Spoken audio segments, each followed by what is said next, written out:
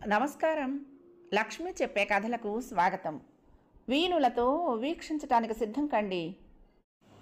ప్రియ సఖులు, ఇప్పుడు మనం ప్రముఖ సీనియర్ రచయిత శ్రీ పిఎస్ నారాయణ గారు రచించిన జలపాతం ధారావాహికం నుండి 9వ భాగం వినేద్దామండి. తెల్లవారుజామున 5 గంటలకి ఫోన్ మోగటంతో విసుగ్గా కళ్ళు తెరిచాడు అమరేంద్ర. ఫోన్ ఆన్ చేశాడు. దుర్గా! అవతల ఓ అమ్మాయి హడావుడిగా పిలుస్తున్న కంఠం. ఎవరు మాట్లాడుతున్నది? లేచి కూర్చుంటూ అడిగాడు. ఒక్కసారి పక్కన అస్తవ్యస్తంగా ఉన్న బట్టల్లో గాఢ నిద్రలో ఉన్న దుర్గముఖంలోకి చూశాడు. దుర్గని పిలుస్తారా? నేను ఆమె చెల్లెల్ని. క్షణం తడబడ్డాడు అమరేంద్ర. ఆమె హాస్టల్లో ఉంటుంది, పిలిపించమంటారా అన్నాడు త్వరగా. మా నాన్నకు గుండెల్లో నొప్పి వచ్చింది, భయంగా ఉంది. మా అక్కకు చెప్పి వెంటనే ఇంటికి పంపిస్తారా? ఆమె కంఠం దుఃఖంతో తడుస్తోంది. అతను దుర్గవైపు తిరిగాడు. అలాగేనమ్మా, ఇప్పుడే కబురు చేస్తాను హాస్టల్కి అన్నాడు. కబురు చేయటం కాదండి, వెంటనే పంపించండి. అలాగేనమ్మా. ఫోన్ ఆఫ్ చేశాడు. త్వరగా గణపతికి ఫోన్ చేశాడు. అతడు లైన్లోకి రాగానే, అరే గణపతి, నువ్వు వెంటనే బయలుదేరి మీ ఇంటికి దగ్గరలో ఉన్న ట్రావెల్ ఏజెన్సీలో ఓ కారు తీసుకో. తార్నాక చౌరస్తాలో నా కోసం వెయిట్ చేస్తూ ఉండు. హరియప్, నేను వస్తాను, అక్కడికి వివరాలు చెప్తాను అన్నాడు. నువ్వెక్కడి నుంచి మాట్లాడుతున్నావు? ముందు ప్రశ్నలు మానేసే, చెప్పింది చెయ్యి అంటూనే సెల్ ఆఫ్ చేసి సగం కళ్ళు తెరిచి తన వంకే మగతగా చూస్తున్న దుర్గతో, లే దుర్గా, లేచి మొహం కడుకో అన్నాడు. అబ్బా, కాసేపు పాడుకోనియండి, అసలు నన్ను నిద్రే పోనీయటం లేదు మీరు అంది నసుగుతూ. లేదు, వెంటనే లేవాలి. అతడు దుప్పటి తీసేశాడు. 6 గంటలైనా ఇంకా బాగా తెల్లవారలేదు. స్ప్రింగ్ ల్యాండ్ నుండి బయలుదేరిన మారుతి కారు ట్రాఫిక్ లేని ఆ రోడ్డు మీద అతిరయంగా సిటీ వైపు పరుగులు పెడుతోంది. చలిగాలి వీస్తూ ఉండగా ఇంకా వీధి దీపాలు వెలుగుతూనే ఉన్నాయి. ఏం కాలేదు కదా? మా చెల్లెలు ఇంకేమీ చెప్పలేదా? దుర్గ తాలెత్తి మరొకసారి ఆదుర్దాగా భయంగా అడిగింది. అమరేంద్ర జాలిగా దుఃఖంతో ఉబ్బిన ఆమె కళ్ళవంక చూశాడు. చెప్పాను కదా, ఏమీ కాలేదు, డోంట్ వర్రీ. ఇప్పుడు నా మిత్రుడు నీతో పాటు మీ ఇంటికి వస్తాడు. మీ నాన్నను తీసుకుని కేర్కి వెళ్తాడు. అన్ని పరీక్షలు చేస్తారు. ఎంత అవుతుంది ఏమిటి అంటూ ఏమీ అడగబోకు. అక్కడ గణపతే చూసుకుంటాడు ఆ విషయాలన్నీ. ఎంతైనా ఆ బిల్లు ఇచ్చేది నేను. అనవసరంగా భయపడి మీ ఇంట్లో అందరినీ కంగారు పెట్టబోకు అన్నాడు ఆమె భుజం మీద చెయ్యి వేసి అనునయంగా దగ్గరకు తీసుకుంటూ. మీరిచ్చిన డబ్బంతా ఇంకా బ్యాంకులో అలాగే ఉంది. నాన్న కోసమే కదా ఆ డబ్బు మీ దగ్గర నుంచి తీసుకుంది. నేను ముందే చెప్పాను, నాన్న ఆపరేషన్ ఖర్చంతా నేనే భరిస్తానని. కొద్ది నిమిషాల నిశ్శబ్దం వాళ్ళ నడుమ తెరలు దించింది. ఇవాళ ఆదివారం, డాక్టర్లు ఉంటారా అక్కడ? దిగులుగా అంది. అమరేంద్ర క్షణం కూడా ఆలస్యం చేయలేదు. ఎంత ఖర్చైనా డాక్టర్లందరినీ పిలిపిస్తాను అన్నాడు ధైర్యం చెప్తున్నట్టు. వాళ్ళు తార్నాక చౌరస్తాకు వచ్చేటప్పటికి గణపతి వాళ్ళ కోసం ఎదురు చూస్తూ అద్దెకు తీసుకున్న తెల్ల అంబాసిడర్ పక్కన నిల్చునున్నాడు. దుర్గను పరిచయం చేశాడు అతడికి. తర్వాత ఇప్పుడు అతను ఏం చేయాలో చెప్పాడు. ప్రస్తుతానికి 20,000 తీసుకువెళ్ళు. నేను బ్యాంకు తెరిచే టైంకి వెళ్ళి ఇంకా డబ్బు డ్రా చేస్తాను. ఎంత కావాల్సి వస్తుందో నాకు ఫోన్ చేసి చెప్పు. ఆయన హాస్పిటల్ నుండి డిశ్చార్జ్ అయ్యేటంత వరకు నువ్వు అక్కడే ఉండాలి. అద్దె కారును ఎన్నాళ్ళైనా సరే ఉంచుకొని దుర్గ చెప్పినట్లుగా చెయ్యి. ఎప్పటికప్పుడు పరిస్థితి నాకు తెలియపరుస్తూ ఉండు. సాయంత్రం దుర్గను తీసుకొచ్చి ఎక్కడ దింపాలో నేను చెప్తాను అన్నాడు. సాయంత్రం నేను రావాలా? అధాట్టుగా అతడి మాటలకు తాలెత్తి అతడి మొహంలోకి చూస్తూ అంది దుర్గ. తప్పదు, మొహం పక్కకి తిప్పుకుంటూ అన్నాడు. నువ్వు రాగలుగుతావు. అతడి కంఠానికి స్థాణువులా నిలబడిపోయింది దుర్గ. రోడ్లన్నీ వాహనాలతో నిండున్నాయి. శ్యామల తన ఇండికాను ఎంత జాగ్రత్తగా నడుపుతున్నా మనసు మాత్రం అస్తవ్యస్తంగా ఉంది. ఆమె ఆదుర్ద ఆమెది. ఆ ఆగంతుకుడి ఫోన్ వచ్చినప్పటి నుంచి దిల్సుఖ్ నగర్ ఎప్పుడు వెళ్దామా, ఆ ఫ్లాట్లో ఎవరున్నారో చూద్దామనే కోరిక ఆమెను ఒక చోట నిలవనీయటం లేదు. అమరేంద్ర తనతో అబద్ధాలాడతాడని, తనకు దూరం అవ్వాలని అనుకుంటాడని ఆమె ఎప్పుడూ అనుకోలేదు. అసలు అది ఆమె ఊహకు కూడా అందని విషయం. కానీ ఎవరికైనా తనకు అబద్ధాలు చెప్పి ఆట పట్టించాల్సిన అవసరమే ఉంది. పిచ్చి ఆలోచనలతో గుండె బరువెక్కుతోంది. దుఃఖం ముంచుకొస్తోంది. నిజంగా బావకు తనంటే ఇష్టం లేకపోతే ఎంగేజ్మెంట్ ఎందుకు జరిపిస్తాడు? నలుగురిలో తన చెయ్యి పట్టుకొని హుషారుగా తిరిగి తన స్నేహితులందరికీ ఎందుకు పరిచయం చేస్తాడు? అంతదాకా ఎందుకు? తనను పెళ్లి చేసుకోవటం ఇష్టం లేని వాడైతే ఫ్యాక్టరీ మీద హక్కుల్ని తన పేరు మీదకి ఎందుకు మారుస్తాడు? లక్షలు విలువ చేసే అత్తయ్య సొమ్ములన్నింటినీ మొన్నటికి మొన్న తనకెందుకు ఇస్తాడు? షిట్! ఆ రాస్కెల్ తనని ఫూల్ని చేయటానికి ఫోన్ చేశాడు. మలక్పేట దాటుతూ ఉండగా కళ్ళ ముందు రఘువర్మ కదిలాడు. వాడు ఆడుతున్న నాటకం కాదు కదా ఇది. డబ్బు మనిషిని ఏ స్థితికైనా తీసుకువెళ్తుందనేది నిజం. ఎంత నీచపు పని చేయటానికైనా ప్రోత్సహిస్తుందనేది నిజం. తామిద్దరి మధ్య గొడవలు వస్తే, తను ఫ్యాక్టరీని పట్టించుకోకుండా వదిలేస్తే అమరేంద్రను అమాయకుడిని చేసి బొమ్మలా ఆడించవచ్చని వాళ్ళ తాపత్రయం. ఎవరి ఆలోచనలు ఎలా ఉంటాయో ఎవరు చెప్పగలరు? అసలు అమ్ము అంతకుముందు అంత సీరియస్గా ఎప్పుడూ చదవలేదు. పరీక్షలంటూ తనతో వివాహం కూడా వాయిదా వేయించడానికి కారణం ఏమిటో అంతుపట్టడం లేదు. నిజంగా పరీక్షలేనా లేక మరేదైనా? ప్రశ్నలు సమాధానాలు వాడి బాణాల్లా గుండెల్లో దిగబడుతూ ఉంటే ఉక్కిరి బిక్కిరవుతున్న శ్యామల దిల్సుఖ్ నగర్ చౌరస్తా దాటింది. సాయిబాబా గుడివైపుకు తిప్పింది కారును. తనకు తెలుసు సకూరి మొన్ననే తన స్నేహితురాలి అక్క కూతురు బారసాల పార్టీకి వెళ్ళింది అక్కడికి. ఆ అపార్ట్మెంట్ను చూస్తూనే కారును రోడ్డు మీదే పక్కగా ఆపి తడబడుతున్న కాళ్ళతో లిఫ్ట్ ఎక్కింది. 6వ అంతస్తులో దిగి తలుపు మీదుగా ఉన్న ఇత్తడి అంకెలను చూసుకుంటూ ముందుకు అడుగులు వేయసాగింది. అమ్మూ, నా అమ్ము, నువ్వు నాకు దూరం అవ్వద్దు. 5వ నెంబర్ను చూస్తూ వణుకుతున్న వేళ్లతో కాలింగ్ బెల్ నొక్కబోతూ తలుపు వంక చూసి ఆగిపోయింది. దానికి తాళం వేసింది. ఇప్పుడు ఇంట్లో ఎవరూ లేరా?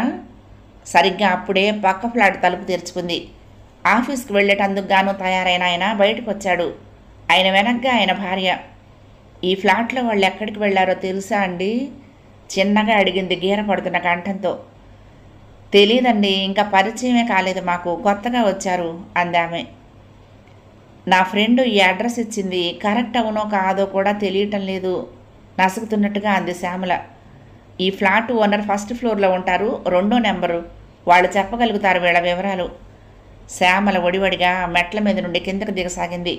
కిందకు దిగుతుంటే ఆయాసం వస్తున్నట్లు అనిపించింది. కానీ అది ఆయాసం కాదు, గుండెల్లో పేరుకుంటున్న ఆవేదన, ఆదుర్ద. వాళ్ళు ఏం చెప్తారోననే భయం. 2వ నెంబర్ వాకిటి ముందు నుంచుని బెల్ నొక్కింది. సన్నగా రేవటలా ఉన్నాయన తలుపు తీసి తను అంతకుముందు చూడని అమ్మాయి వంక వింతగా చూశాడు. 605 మీదేనట కదా అంది. ఖాళీ లేదండి, వారం రోజుల క్రితమే కొత్తగా దిగారు, వాచ్మని చెప్పలేదా? అది కాదండి, అందులో వాళ్ళు ఎక్కడికి వెళ్తున్నది మీకు చెప్పారేమోనని తలుపుకు తాళం వేసుంటేను. తెలీదండి, వాళ్ళెవరో కూడా మాకు తెలీదు. 10 రోజుల క్రితం ఆయన వచ్చారు అద్దె కావాలంటూ బ్రోకర్ ద్వారా. 5,000 అన్నాను, పర్వాలేదన్నారు. ఫ్లాట్ చూసుకున్నారు. 3 నెలల అద్దె అడ్వాన్స్గా ఇవ్వమన్నాను, ఇచ్చారు. తాళం తీసుకుపోయారు. తర్వాత 2-3 రోజులకు వాళ్ళు దిగినట్టుగా తెలిసింది, అంతే. శ్యామల నీరసంగా నవ్వింది. ఇంతకీ ఆ ఇంట్లో ఉన్నది ఎవరైంది, ఎలా కనుక్కోవాలో తెలియనట్లుగా తికమకపడుతూ, నాకు తెలిసిన వాళ్లేలేండి, 4 రోజుల క్రితం కనపడి ఈ అపార్ట్మెంట్లో చేరామన్నారు. కనుక్కుంటే మీ ఫ్లాట్లోనే అని తెలిసింది, వాళ్ళే అయి ఉంటారులేండి అంది చాలా క్యాజువల్గా, వాళ్ళని కలుద్దామని వచ్చినట్టు. ఆయన పేరు గణపతి అని చెప్పారు, చాలా లావుగా ఉంటారు. ఆయన గురించేనా మీరు వచ్చింది? సరి విఘ్నేశ్వరుడు అన్నమాట ఇందులో దిగింది.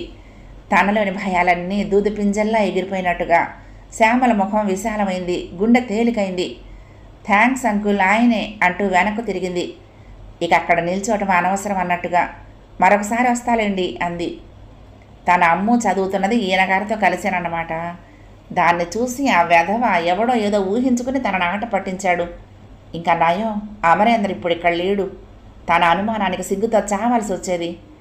హుషారుగా కిందికొచ్చి ఇండికా డోర్ తెరిచింది. అమ్ము నావాడు, మమ్మల్ని ఎవరూ వేరు చేయలేరు.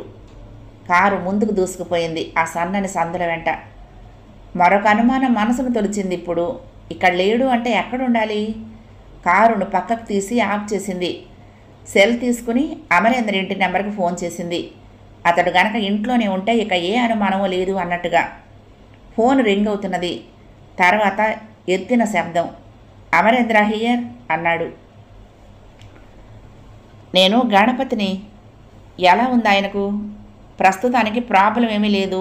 తెల్లవారుజామున కాస్త నొప్పి వచ్చేటప్పటికి కంగారు పడ్డారు. హాస్పిటల్లో అడ్మిట్ చేశాను. అబ్జర్వేషన్లో పెట్టారు. పాత రిపోర్ట్లన్నీ చూశారు. ఇంతకుముందు నిమ్స్లో చూపించారట, బైపాస్ తప్పదని చెప్పారట కదా అన్నాడు. ఆపరేషన్ ఎప్పుడు చేయాలంటారు? వీళ్ళు మళ్ళీ పరీక్షలన్నీ చేయాలి కదా, చేసి రేపు చెప్తామన్నారు. డాక్టర్లు అనటం కంగారేం లేదు, ఓ 10-15 రోజుల్లో చెయ్యొచ్చు. రాత్రి వచ్చిన నొప్పికి హార్ట్కు సంబంధం లేదు. బహుశా గ్యాస్ వల్ల అయి ఉంటుందన్నారు అన్నాడు గణపతి. Thank God. దుర్గలా ఉంది? గణపతి నవ్వాడు చిన్నగా. కంగారు పడుతూ ఉంటే నేను డాక్టర్తో చెప్పించాను. పర్వాలేదు, పొద్దుట్లాగా లేదులే, కోలుకుంది. నువ్వు ఇప్పుడు వస్తున్నావా? డబ్బు తీసి పెట్టాను. హడావుడేమీ లేదు. 10,000 కట్టమన్నారు, కట్టాను. ఇంకా 10,000 ఉన్నాయి. సాయంత్రం దుర్గను నీ దగ్గర దించినప్పుడు కావాల్సి ఉంటే తీసుకుంటానులే అన్నాడు. థ్యాంక్స్ రా, నిన్ను చాలా శ్రమ పెడుతున్నాను. ఆయన డిశ్చార్జ్ అయ్యి ఇంటికి వచ్చేంతవరకు నువ్వు వాళ్ళతో ఉండాలి. నేను రావచ్చును, కానీ నా ఇబ్బందులు ఏంటో నీకు తెలుసు కదా. గణపతి నవ్వాడు. డోంట్ వర్రీ, పని పాట లేనివాడిని. అలాగే సాయంత్రం కలుద్దాం. ఉంటాను. ఒక పని చెయ్యి, వీలు చూసుకుని దుర్గ చేత నా సెల్కి ఫోన్ చేయించు. బాయ్. స్ప్రింగ్ ల్యాండ్కి ఫోన్ చేశాడు. నేను అమరేంద్రని మాట్లాడుతున్నాను. అనుకోకుండా సిటీలోకి రావాల్సి వచ్చింది. అకామిడేషన్ ప్రాబ్లం లేదు కదా? నిన్ను అడిగితే ఈరోజు ఉదయానికి కానీ కన్ఫర్మ్ చేయలేమన్నారు. అడిగాడు. మీ సూట్ను అలాట్ చేసిన డెలిగేట్స్ ఇద్దరు వాళ్ళ బంధువుల ఇంట్లో సిటీలో ఉండిపోయారు.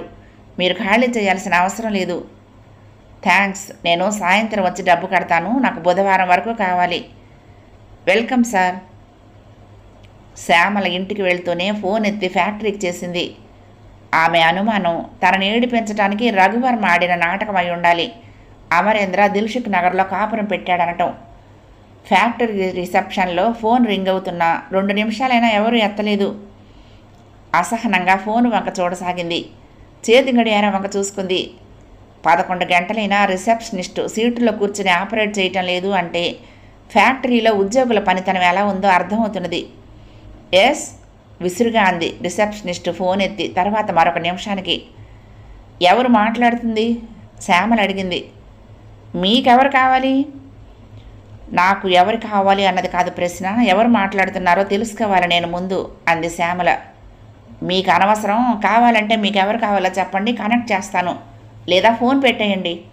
కరుకుగా సమాధానం వచ్చింది. పక్కన నవ్వుతున్న మగ కంఠం. నాకు అకౌంటెంట్ శ్రీరామ్ కావాలి. నేను శ్యామలను మాట్లాడుతున్నాను. నువ్వు వెంటనే అకౌంట్స్కి వెళ్ళి ఈ రోజు వరకు నీకు ఎంత జీతం రావాలో లెక్క చూసుకుని తీసుకో. శ్రీరామ్కి చెప్తాను వెంటనే సెటిల్ చేయమని. మళ్ళా నీ కంఠం ఫోన్లో వినపడిందా? శ్రీరామ్ ఉద్యోగం కూడా ఊడిపోతుంది. ముక్కుల్లో నుంచి వేడి సెగలు వెళ్ళుకొస్తున్నాయి కోపంతో శ్యామలకు. సారీ మేడం, సారీ, క్షమించండి, పొరపాటైంది. మీ గొంతు గుర్తుపట్టలేకపోయాను. Don't talk nonsense. నువ్వు రిసెప్షనిస్ట్వి. నాతోనే కాదు, ఎవరితోనైనా నువ్వు మాట్లాడే తీరు అదేనా? వెంటనే శ్రీరామ్ని కలు. మేడం, క్షమించండి మేడం. ఆ కంఠంలో స్పష్టంగా ఏడుపు జీర కనపడుతున్నది. First connect me to Sriram, పెద్దగా అరిచింది శ్యామల. లైన్లోకి శ్రీరామ్ వచ్చాడు. నేను శ్యామలను, రిసెప్షనిస్ట్ కమ్ టెలిఫోన్ ఆపరేటర్కు ఈ రోజు వరకు, ఆ పైన అవసరం అనుకుంటే నోటీస్ పీరియడ్కు జీతం ఇచ్చి పంపేయి. ఇంకొక క్షణం ఆ అమ్మాయి ఫ్యాక్టరీలో ఉండటానికి వీల్లేదు. ఇంకోటి, మా మామయ్య గదిని ప్రస్తుతం రఘువర్మ గారు వాడుతున్నారు కదా, ఓ పని చెయ్యి, వేరే గదిలో ఆయనకు కావలసిన ఏర్పాట్లన్నీ చెయ్యి. నేను మా మామయ్య గదిలో కూర్చుంటాను. సాయంత్రంలోగా జరగాలి ఈ పనులన్నీ. నేను గురువారం నాడు ఆఫీస్కి వస్తున్నాను అంది. అలాగే మేడం, ఒక్కసారి మీరు రఘువర్మ గారికి కూడా చెప్తే బాగుంటుంది కదా. కస్సుమంది శ్యామల. ఏ విషయం చెప్పాలి? రెండూను, రూము, రిసెప్షనిస్టు నసుగుతున్నట్టుగా చిన్నగా అన్నాడు శ్రీరామ్. నేను చెప్పాలా? మా మామయ్య గదిలో నేను కూర్చోవాలనేది నా సెంటిమెంట్. నేను ఎవరికి చెప్పాల్సిన పని లేదు. ఇక రిసెప్షనిస్టు సంగతి అంటావా? మన దగ్గర పనిచేసే వాళ్ళల్లో డిసిప్లిన్ ఉండాలనేది నా కోరిక. ఇందులో ఆయన బాధపడేది, కోపగించుకునేది ఏమీ లేదు. నేను చెప్పానని చెప్పు. నీకు చెప్పడం చేత కాకపోతే రేపటి నుండి నువ్వు ఫ్యాక్టరీకి రావటం మానేసాయి. బై నీలాగానే ఆమెగారు కూడా ఆయన గారి బంధువేనా అంది కరుగ్గా. అతడి కంఠం తడబడుతున్నది. కాదులేండి, పవన్ క్లాస్మేట్ ఆ అమ్మాయి అన్నాడు. శీతాకాలం చీకటి అప్పుడే జంట నగరాలను చుట్టేసింది. 7 గంటలప్పుడు స్ప్రింగ్ ల్యాండ్లో అమరేంద్ర ఉన్న సూట్లో కాలింగ్ బెల్ మోగింది. వచ్చింది దుర్గ అయి ఉంటుందన్నట్లు లేచి వెళ్ళి తలుపు తీశాడు. ఎదురుగా దుర్గ. విసురుగా లోపలికి వచ్చిందామె. తలుపు మూసి వెనక్కు తిరిగాడు అమరేంద్ర, ఆమె ముఖంలోని కోపాన్ని గమనిస్తూ. ఇదిగోండి, మీకు అమ్ముకున్న ఈ శరీరాన్ని తీసుకొచ్చాను, మీ ఇష్టం. ఇక మీ ఇష్టం వచ్చినట్లు దాంతో ఆడుకోవచ్చు. అభ్యంతరం చెప్పే హక్కు నాకు లేదు అంటూ గైహ్యమంది. కొరడా చుళిపించినట్లుగా ఉన్న దుర్గ మాటలకు దిగ్భ్రాంతితో ఆమెను చూస్తూ ఉండిపోయాడు కొన్ని క్షణాల వరకు అమరేంద్ర. అవి మాటలు కాదు, గుండెల్లో గుచ్చుకుంటున్న గుణపాలు. ఒక్కరోజండి, మీరు డబ్బిచ్చిన మాట వాస్తవమే. అయినా ఆసుపత్రిలో ఉన్న మా నాన్న దగ్గరుండే స్వేచ్ఛ కూడా నాకు లేదా? ఈసడింపుగా అంది. తనను తాను నిగ్రహించుకోవడానికి ప్రయత్నిస్తున్నాడు అమరేంద్ర. తను దుర్గను ఎందుకు రమ్మన్నాడో తనకు తెలుసు, ఆమెకు తెలుసు. ఈ వారం రోజులే తమకు అతి ముఖ్యమైన రోజులని తామిద్దరికీ తెలుసు. అయినా దుర్గ ఆవేశపడుతున్నది అంటే తల విదిలించాడు. డబ్బు మనుషుల్ని ఎంత చిన్నచూపు చూస్తుందో, అందున డబ్బు లేని ఆడవాళ్లను ఎలా చూస్తుందో మీరే నిదర్శనం. చచ్చా, ఎంత హీనమైన బ్రతుకైపోయింది నాది. మొహానికి చేతులు అడ్డు పెట్టుకొని వలవలా ఏడవసాగింది దుర్గ.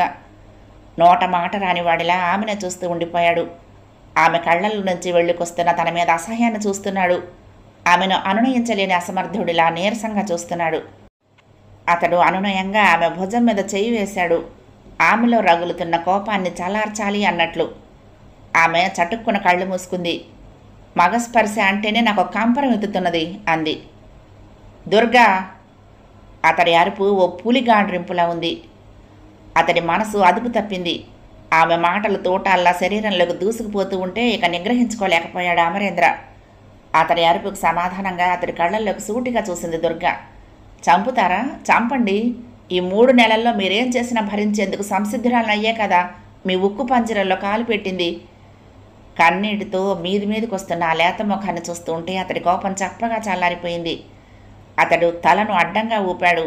గుండెలోని ఆవేశాన్ని, ఆవేదనని, బాధని, భయాన్ని నెట్టేసి ఆమె భుజాల్ని గట్టిగా పట్టుకొని ఊపుతూ, కొద్ది రోజుల్లో చచ్చిపోబోతున్న నేను నాకొక వంశాంకురం కావాలనుకోవటం తప్ప, నా కోట్ల ఆస్తికి నా రక్తం పొంచి పుట్టిన వారసుడు ఉండాలనుకోవటం నేరమా అన్నాడు బేలగా. అతడి నుండి వెలువడిన ఆ మాటలు అతడి శరీరంలోని నీటినంతా పీల్చేసి తడిసి ముద్దయి బరువుగా ఉన్నాయి. చివ్వున లేచి నిలబడింది దుర్గ. బెత్తరపోతూ అతడి మొహంలోకి అయోమయంగా చూసింది. ఏమన్నారు అంది. నేను చెప్పింది నిజం దుర్గా. నేను ఏదైతే నీ నుండి రహస్యంగా దాచాలని ప్రయత్నించానో ఆ ప్రయత్నాన్ని విఫలం చేశావు నువ్వు. నేను మహా బ్రతికితే ఇంకా కొద్ది రోజులు మాత్రమే. నిన్ను ఎట్టి పరిస్థితుల్లోనూ నాకు ఈ 3 నెలలు దూరంగా ఉండొద్దన్నది. ఈ బ్రతుకున్న కొద్ది రోజుల్లోనూ నా కామవాంఛ తీర్చుకునేందుకు కాదు. నా వలన ఓ స్త్రీలో నా బీజం పడాలనేది నా తాపత్రయం. చెప్పదలుచుకున్న దాన్ని చాలా సూటిగా, స్పష్టంగా, ఒత్తి పలుకుతూ చెప్పాడు. ఆ 4 మాటలు చెప్పిన మరుక్షణంలోనే అతన్ని పూర్తిగా నీరసం ఆవరించింది. నేల మీద కుప్పలా కూలబడిపోయాడు. నన్ను క్షమించు దుర్గా. నీకు మనస్తాపం కలిగిస్తే మన్నించు. కానీ నా కోరికను మాత్రం కాదనుకు. మనస్ఫూర్తిగా నాతో సహకరించు అన్నాడు. ఆమె అతన్నే చూస్తూ బొమ్మలా నిలబడిపోయింది. ఆ షాక్ నుండి కోలుకోవటానికి చాలా సమయం హరించుకుపోయింది. మీరు చచ్చిపోతున్నారా? ఎందుకు? ఎవరన్నారా మాట? మీకేదైనా అనారోగ్యమా? గొంతు పెగల్చుకొని అంది. ఆ మాట ఎవరన్నా అది జరుగుతుందనే భయంతోనే నేను జీవితంలోకి అడుగుపెట్టింది. ఏ స్త్రీ నా వలన భర్తృవిహీన అవ్వటం నాకు ఇష్టం లేదు. అందుకనే మన సంసార జీవితానికి 3 నెలల గడువు నిర్ణయించింది. ఆ తర్వాత స్వేచ్ఛగా నీకు ఇష్టమైన వాడిని, నిన్ను అర్థం చేసుకున్న వాడిని వివాహం చేసుకునేటందుకు వీలు కలిగేలా నీ నుండి విడిపోవాలనుకుంటున్నది. దుర్గ అవాక్కై వింటున్నది అతడి మాటలను. ఇది నిజమా? ఇంత డబ్బున్నవాడు తనను, తన అందాన్ని, తన డబ్బు అవసరాన్ని చూసి దోచుకునే ప్రయత్నం కాదా? అమరేంద్ర ముఖం మీద పారాడుతున్న యమపాశపు నీడలు ఆమెను ఉక్కిరిబిక్కిరి చేస్తున్నాయి. తనలోని ఆవేశాన్నంతా నీరు కారుస్తూ, కోపాన్ని, అసహ్యాన్ని మంచు ముద్దలా చేసి దూరంగా విసిరేస్తూ చట్టుకున్న అతడి పక్కన నేల మీద కూలబడింది. ఆవేదనతో, దుఃఖంతో మెలికలు తిరుగుతున్న అతడి శరీరాన్ని బలంగా హత్తుకుంటూ, నో, అలా జరగటానికి వీల్లేదు పెద్దగా అరిచింది. అతడు ఆమెను పెనవేసుకుని వణుకుతూ తుఫానులో దొరికిన ఆధారంలా పట్టుకున్నాడు. దాన్ని ఆపగల శక్తి నీకు కానీ నాకు కానీ ఉండకపోవచ్చు. అతడికి దుఃఖం ఆగటం లేదు. మనసు విరిగి ముక్కలైపోగా గుండెలోని నిజాలన్నీ నేల మీద జలజలా దొరలసాగాయి. రాత్రి 10 గంటలైంది. సెల్ తీసుకుని రామనాథం గారికి ఫోన్ చేశాడు అమరేంద్ర. నమస్కారం అండి, ఎల్లుండి హోమానికి ఇబ్బంది ఏం లేదు కదా అన్నాడు. ఏమీ లేదు, సాయంత్రం తెనాలి రామశాస్త్రి వచ్చి వెళ్ళాడు. అన్ని ఏర్పాట్లు జరుగుతున్నాయి అనుకున్నట్టుగానే. నన్ను ఎన్నింటికి రమ్మంటారు? పొద్దున్నే 7 గంటలకల్లా వచ్చేసేయి. హోమం జరుగుతున్నప్పుడు ఆ క్రియలో నేను పాల్గొనాలా? అక్కర్లేదు, ఒక్క పని మాత్రం చెయ్యి. ఏమి తినకుండా ఉండు. కార్యక్రమం పూర్తయిన తర్వాత తీర్థప్రసాదాలు తీసుకుందువు గాని, ఆ పైన అందరితో పాటు భోజనం ఎక్కడే చేద్దువు గాని, ఎవరు చేసినా త్రికరణ శుద్ధిగా నీ పేరు మీద చేయటమే ప్రధానం గనక సంకోచించాల్సిన అవసరం ఏమీ లేదు అన్నాడు రామనాథం. ఫోన్ పెడుతూ ఉండగానే శ్యామల చేసింది. బావా, నిన్ను డిస్టర్బ్ చేయటం లేదు కదా అంటూ భుజాలు తడుముకుంటున్నట్లుగా అసహనంగా. చెప్పు శ్యామల, నీతో మాట్లాడటం కంటే చదువు ముఖ్యం కాదులే అన్నాడు. అబ్బా, ఎన్నాళ్ళకైంది జ్ఞానోదయం నీకు? ఆ పుస్తకాలేవో అటకెక్కించి పరిగెత్తుకుంటూ మా ఇంటికి వచ్చేసేయి. లేదా నన్ను రమ్మంటే నేను వచ్చేస్తాను. నువ్వు ఊహించలేనంత త్వరగా నీ ముందు వాళ్తాను. ఇప్పుడు నాకెంత ఆనందంగా ఉందో తెలుసా అంది. పరీక్షలు అయిపోయిన తర్వాత నేను నీకు కలిగించబోయే ఆనందం ముందు ఇది లెక్కలోది కాదు కానీ అసలు విషయం చెప్పు అన్నాడు. అమెరికా నుండి సూర్యం ఫోన్ చేశాడు బావా. నీ మిత్రుడు భరద్వాజ బాగా సాయం చేశాడట. అతడి ఫ్లాట్లోనే ఉండటానికి ఏర్పాటు చేశాడట. ఇద్దరూ కలిసి భోజనం వండుకు తింటున్నారట. నీకు థ్యాంక్స్ చెప్పమన్నాడు. సరే, వాటిని నేను భరద్వాజకు పంపుతానులే. సంతోషించావులే తెలివికి. విఘ్నేశ్వరుడికి నా నమస్కారాలు చెప్పు. ఎగతాళిగాని ఫోన్ కట్ చేసింది శ్యామల. అమరేంద్ర వింతగా ఫోన్ వంకే చూస్తూ ఉండిపోయాడు. మధ్యలో గణపతిగాడు ఎలా ఊడిపడ్డాడు అనుకుంటూ. అతడు ఆఫ్ చేయటం ఆలస్యం. దుర్గ అతడి చేతిలో నుంచి దాన్ని లాక్కుని మంచం మీద దూరంగా విసిరేసింది. డాక్టర్ కావేరి తెల్లవార్లు ఫోన్లో కబుర్లు చెప్పినా చాలన్నదా అంది కొంటెగా. పక్కన దుర్గను పెట్టుకునైతే పర్వాలేదంది అన్నాడు. అతడు వీపు మీదుగా భుజాలు పట్టుకుని మీదికి లాక్కుంటూ, రేపు ఉదయాన నన్ను తీసుకువెళ్ళి ఆసుపత్రి దగ్గర ఎన్ని గంటలకు వదులుతారు అడిగింది. నువ్వే చెప్పు. వెంటనే మనం కళ్ళు మూసుకు పడుకుంటే పొద్దున్నే లేవచ్చు. ఆ పైన టిఫిన్ తిని బయలుదేరితే 9 ఆసుపత్రి దగ్గర ఉంటాం చెప్పింది. గంట క్రితం గుండె పగిలి నిజాలు వెళ్ళుకొచ్చి గతమంతా ఆమె కళ్ళ ముందు పరిచినప్పటి నుండి అమరేంద్ర ఏమిటో పూర్తిగా దుర్గకు అర్థమైంది. దాంతో అతడి మీద జాలి సానుభూతి ఆవరించగా అంతకుముందు అతడితో నిష్ఠూరం ఆడినందుకు పశ్చాత్తాపపడింది. తన తండ్రి అనారోగ్యం వల్ల ఏర్పడిన దుఃఖాన్ని తనలోనే మృంగుకుంటూ అమరేంద్రను అతడి జ్ఞాపకాల నుంచి భయాల నుంచి దూరంగా లాక్కొస్తూ తన మాటలతో మైమర్చేలా ప్రవర్తించసాగింది. తెల్లవారుజామున 5ంటికే లేచారిద్దరూ. ఇప్పుడు టిఫిన్ తెప్పించబోకు, అది పెట్టుకుంటే ఆలస్యం అయిపోతుంది. నువ్వు బయట హోటల్లో ఎక్కడైనా తిందువు గాని, నేను హోమం అయ్యేంత వరకు ఏమీ తినదలుచుకోలేదు అన్నాడు. 2 పాలు తెప్పిస్తాను అంది. అదేం, నువ్వు కాఫీ తెప్పించుకో. ఓహో, హోమం అయ్యేటంత వరకు నేను ఏమీ తినను, పాలు తప్ప ఏమీ తాగను అంది సీరియస్గా. ఆ చేస్తున్న హోమం మీకంత ముఖ్యమో నాకు అంతే ముఖ్యం అంది. ఆప్యాయంగా చూశాడు ఆమె ముఖంలోకి.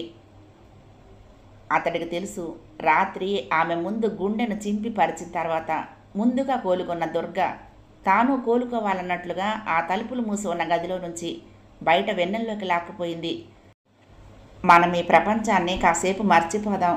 నాన్నకు ఆపరేషన్ నిర్ణయించింది 15వ తారీఖు నాడు. అన్నీ సవ్యంగా జరిగేలా ఏర్పాట్లు చేయించాలి అంది దుర్గ స్టీరింగ్ తిప్పుతున్న అమరేంద్రతో. మనం సరిగ్గా కీసరగుట్ట అమరలింగేశ్వరునికి షిరిడీ సాయినాథుని ప్రఖ్యాత దేవాలయం సాయిధామంకు నడుము ఉన్నాము. నేను చెప్తున్నాను, గుర్తుంచుకో. మీ నాన్నకు ఆపరేషన్ చాలా విజయవంతంగా జరుగుతుంది దృఢంగా చెప్పాడు. నిన్ను 15 ఉదయాన ఆసుపత్రి దగ్గర దించుతాను. నాన్నను థియేటర్లోకి తీసుకువెళ్లే ముందు కనపడి ధైర్యం చెప్పు. ఆపరేషన్ అయిన తర్వాత 2 రోజులు ఎలాగో ఆయన ఐసీయూలో ఉంచుతారు. అప్పుడు నువ్వు ఆసుపత్రి వాకిట్లో లాన్సులో కూర్చోవడం తప్ప చేయగలిగింది ఏమీ లేదు. ఆ పని చేయటానికి గణపతి ఉన్నాడు. తర్వాత రూమ్లోకి మార్చగానే నిన్ను తీసుకువెళ్ళి అక్కడ దించుతాను. నీ ఇష్టం, 2 రోజులు ఉంటావో 3 రోజులు ఉంటావో నువ్వే నిర్ణయించుకోవచ్చు చిన్నగా అన్నాడు. ఆమె తృప్తిగా చూసింది. నా ఆనందమే నేను చూసుకుంటున్నానని నువ్వెప్పుడూ అనుకోవద్దు దుర్గా. నీకు తెలియకపోవచ్చు, గంటకు ఆసుపత్రి విషయాలు గణపతి ఫోన్లో చెప్తూనే ఉన్నాడు. అక్కడ ఏ ఏ పరీక్షలు చేస్తున్నారో వాటి ఫలితాలు ఏమిటో కూడా నాకు తెలుస్తున్నాయి. వివరించమంటావా? Don't worry. ఆమె వంక చూస్తూ నిర్మానుష్యంగా ఉన్న ఆ రోడ్డు మీద కారును చిన్నగా నడుపుతూ అన్నాడు. భోజనాలు చేసి ముందు గ్రిల్లున్న పంచలో రామనాథం గారు ఎదురుగ్గా కూర్చున్న అమరేంద్ర జేబులో సెల్ఫ్ మోగింది. అప్పటికి గంట క్రితమే మృత్యుంజయ హోమం పూర్తయింది. చాలా నిష్ఠతో తృప్తికరంగా చేసిన తెనాలి రామశాస్త్రిని మెచ్చుకున్నారు రామనాథం గారు. ఆయన మాటలకు అమరేంద్ర మనసు బాగా తేలికపడింది. నేను దుర్గను, నాన్నను ఈరోజు డిశ్చార్జ్ చేస్తున్నారు. ఇంకో పావుగంటలో బయలుదేరుతున్నాం. మళ్ళీ 14న రమ్మన్నారు. మందులు రాసిచ్చారు. గణపతి గారు ఇక్కడే ఉన్నారు. నాన్నను ఇంటి దగ్గర దించిన తర్వాత నన్ను తీసుకుని వస్తానన్నారు మీ దగ్గరకు. ఇక్కడ ఫార్మాలిటీస్ అన్నీ పూర్తయ్యేటప్పటికీ ఆలస్యం అయ్యేలా ఉంది. ఇవాళకి దిల్సుఖ్ నగర్ వెళ్దాము, మీరు వెళ్ళి ఇంట్లో ఉండండి అంది. అలాగే అన్నాడు. అవును, మీ స్నేహితుని ఏమిటి భోజనం చేయమన్నా చేయకుండా గంటకు బయటికి వెళ్ళి ఒక కొబ్బరి బొండం నీళ్ళు తాగొస్తున్నాడు. బయట ఎక్కడ భోజనం చేయరా ఆయన అంది. అమరేంద్ర పక్కపక్క నవ్వాడు. తర్వాత చెప్తానులే. సెల్ ఆఫ్ చేశాడు. కృష్ణ పరమాత్మ గీతలో ఏమన్నాడంటే, పుట్టిన వానికి చావు తప్పదు, చచ్చిన వానికి పుట్టుక తప్పదు. తప్పించుకోలేని ఆ విషయాన్ని గురించి విచారించడం ఏమాత్రమూ యుక్తం కాదు. అర్ధరాత్రి 12 గంటలప్పుడు అమరేంద్రకు వచ్చిన ఫోన్లో వినిపించిన మాటలవి. ఎవరు నువ్వు విసురుగా అడిగాడు. అతడి మాటలు వినిపించుకున్నట్లుగానే. యథార్థముగా ఆత్మకు పుట్టుక కానీ మరణము కానీ లేవు. అవి ఈ శరీరానికి మాత్రమే. ఓ ఆడపిల్ల తీయని కంఠం తన మీదకు విషపు బాణాలు విసురుతున్నట్లు అనిపించగా భయంతో ఫోన్ ఆపిపోయాడు. కానీ ఆ అమ్మాయి తన మాటలను ఆపలేదు. నేను 19 సంవత్సరాల అందమైన ఆడపిల్లను. గత 3 జన్మల్లోనూ టీన్స్ దాటలేక ఏ సుఖమూ ఏ ఆనందమూ లేకుండా కోరికలు మొగ్గ తొడుగుతున్న సమయంలోనే ఆ శరీరాన్ని వదిలి ఆత్మ పారిపోయి మరొక శరీరాన్ని వెతుక్కుంటున్నది. నా బ్రతుకు నిర్వీర్యమైపోతున్నది. అలాంటి నాకు ఈ జన్మలో ఓ సాధు పుంగవుడు దర్శనమిచ్చి ఓ సలహా ఇచ్చాడు. ఏ పురుషుడైతే నిశ్చయితాంబూలాలు పుచ్చుకున్న తర్వాత వివాహం అయ్యేలోగా నీకోసం తన శరీరాన్ని త్యాగం చేస్తాడో అతడే వచ్చే జన్మలో సహచరుడై 100 సంవత్సరాల అందమైన జీవితాన్ని నీకు బంగారు పళ్ళెంలో పెట్టి అందిస్తాడు. నీ కోరికలన్నీ ఈడేరుతాయి. నీ జీవితం ధన్యం అవుతుంది అని. ఆ సలహా విన్న నాకు ఆ వేటలో మీరు దొరికారు. నా కోరిక తీర్చండి. వెంటనే మీరు మీ శరీరాన్ని త్యజించాలి. మీ ఆత్మను నా ఆత్మతో కలపండి. దూరంగా పోయి 2 అందమైన స్త్రీలను ఎంచుకొని వారి గర్భంలో ఇమిడిపోదాం. అందుకుగాను సుఖంగా మనం ఈ ప్రస్తుత శరీరాలకు దూరం అవ్వాలి అంటే చిటికెడు సైనిడ్ చాలు. మీరు వెంటనే కిందికి వెళ్ళి అక్కడ పార్క్ చేసి ఉన్న మీ కారులో ముందు సీట్లో ఓ వెండి భరణిలో మీకోసం ఎదురు చూస్తున్న ఆ పదార్థాన్ని దైవ ప్రసాదంలో స్వీకరించండి. హరియప్.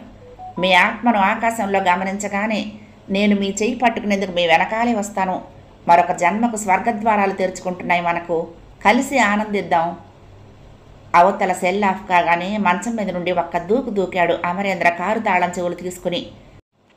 వణికే చేతులతో కారు తాళం తీయబోతున్న అతడు తలుపు దగ్గరగా వేసి ఉండటం గమనించి చెమటతో తడిసి ముద్దయ్యాడు భయంతో. తనకు బాగా గుర్తు. కారు తలుపుకు తాళం తను స్వయంగా వేశాడు. విసురుగా తలుపు లాగాడు. ముందు సీటు మీద వెండి భరణ పెట్టుంది. అతడు మరింత ఉక్కిరిబిక్కిరయ్యేలా. 11 గంటలైంది. దేవుడి గదిలో నుంచి శ్యామల అమరేంద్ర బయటకు వచ్చారు. ఇద్దరూ శ్యామల తల్లిదండ్రుల పాదాలకు నమస్కరించి వారి ఆశీర్వచనాలు తీసుకున్నారు. బయటకు వచ్చి కారు వెనక సీట్లో కూర్చున్న తర్వాత కారు బయలుదేరే ముందు పెద్దవాళ్ళిద్దరూ గేట్లో నుంచి కారుకు ఎదురొచ్చారు. అమరేంద్ర నవ్వాడు. మీకు చాలా నమ్మకాలున్నాయి అని. శ్యామల అతడి మాటలకు చిన్నగా నవ్వింది కానీ ఏ సమాధానమూ చెప్పలేదు. ఆమెకు మనసులో ఆదుర్దాగా ఉంది. ఫ్యాక్టరీ దగ్గర ఏం గొడవ జరగబోతుందోనని. అరగంట క్రితం రఘువర్మ ఫోన్ చేసి, శ్యామల తల్లి, నువ్వు పని చేయకూడదు, పెద్దవాణ్ణి, నా మాట మీద గౌరవం ఉంచి. అమరేంద్ర నాకెంతో ఆత్మీయుడు అన్నాడు. చెప్పండి అంకుల్ అంది సౌమ్యంగా. నిన్న ఫ్యాక్టరీలో గొడవైన విషయం రాత్రి చెప్పానుగా. తెల్లవారేటప్పటికి గేటు ఎదురుగా టెంట్ వేశారు.